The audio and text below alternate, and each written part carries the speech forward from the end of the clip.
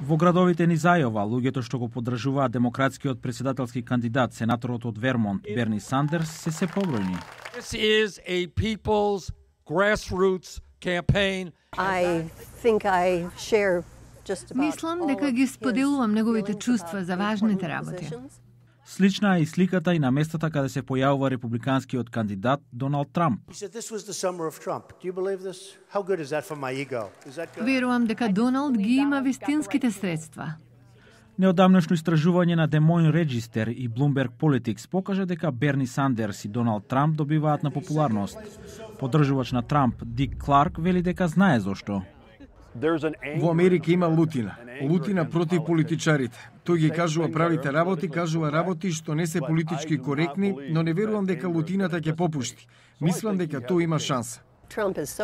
Трамп е екстремен, но за многу луѓе претпоставувам дека Сандерс е исто така екстремен. Ставовите на двајцата за имиграцијата и за здравствената заштита придонесуваат за нивната популарност. Но поддржувачката на Сандерс, Лорна Калкинс, вели дека тоа може да не биде доволно. Не знам колку е веројатно Сандерс да ја добие номинацијата, но јас од почетокот се надевав дека тој може да ја засегне Клинтон на прогресивен начин.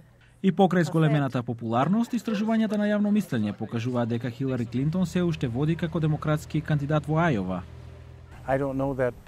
Многу работи се случуваат со Хилари во моментов, така што не сум сигурен дека може да и се верува.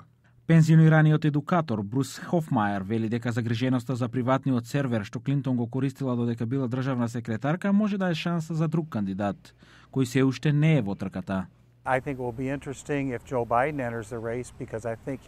Би било интересно подпредседателот Џо Бајден да се вклучи и веднаш да одскокне како лидер меѓу демократите.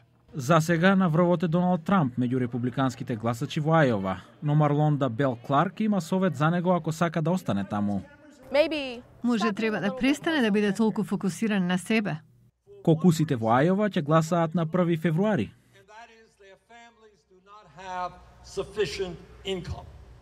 That is not only